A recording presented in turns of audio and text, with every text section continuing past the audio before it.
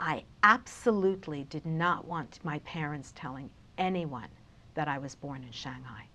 I thought this was the most embarrassing thing in the world because inevitably, this is what they always said to me: Shanghai, you don't look Chinese.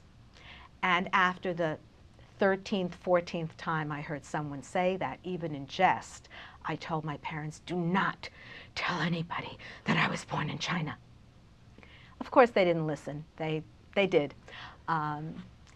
It took a while for me not to be embarrassed by this world that I was living in, because I began to see that none of my other school friends had this same world.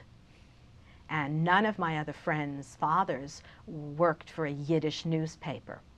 And for many years, when teachers or someone would say, where does your father work? I would just say, he's a journalist. If they pried further, I would say, oh, he works for a newspaper in New York. I didn't want to say he worked for the Jewish Daily Forward, for the Forwards.